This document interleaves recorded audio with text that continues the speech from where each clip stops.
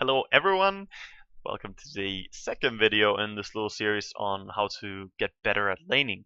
And last video I talked a lot about mechanical stuff that you can practice in single player, stuff that you can in general practice on any hero and just get some results from it, whether it be practicing last hits on Techie or practicing last hits on a Tiny. It does not really matter much, because if you get good at last hitting with one hero, then you'll automatically be better at lasting with any hero. Especially if you're good at lasting with a low damage hero, you'll think that it's heaven to play a higher one like Queen or Tiny or Tree.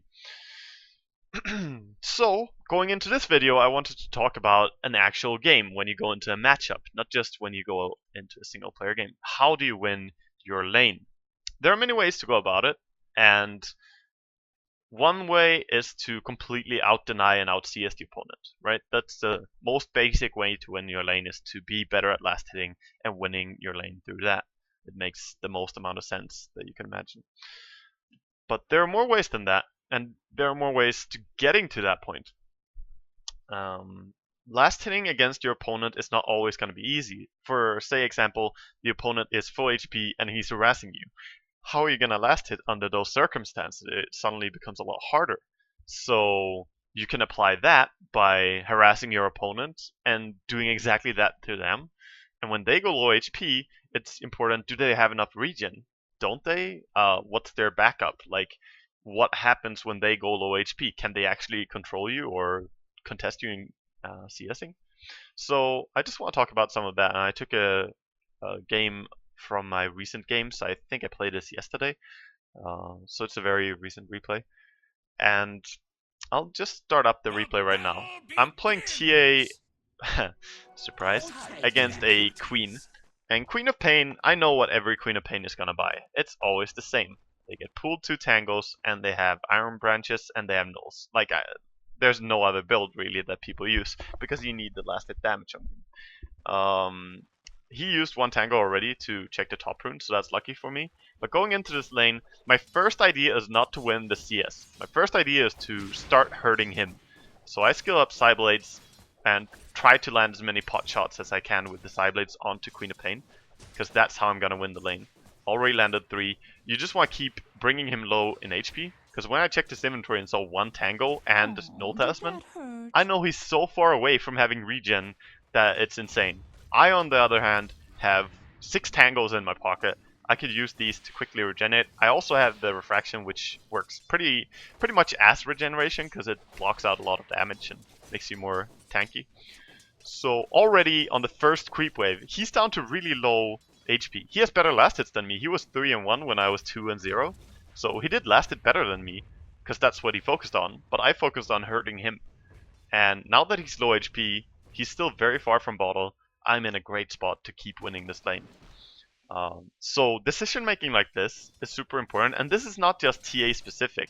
This is in general. Think about what your opponent has and how they want to win the lane and how you should win the lane. That's pretty much what I'm getting at here. There are many things that factor in. For instance, I'll give you some reminders here on what plays into this.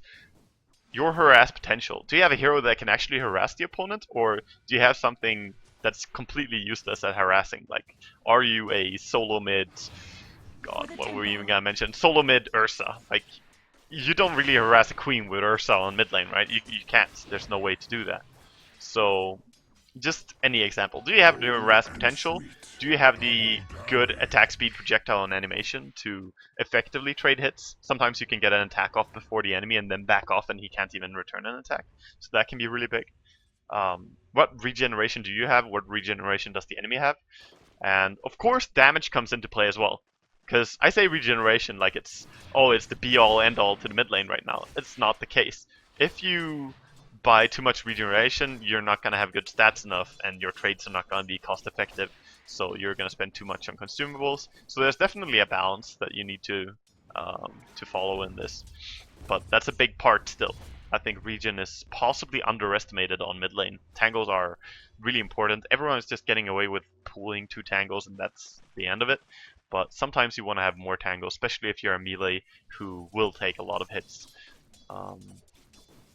Next up is skills. If you have skills that can possibly kill the opponent, you need to play towards that. If you have skills that can, like in my case, block out a lot of his damage, you should play to that, like I'm doing right now. Just run in, knowing I can block a lot of his damage with my refraction. He doesn't hurt me that much. I got 2 attacks off on him, and again, he's brought even lower. So play towards your skill set.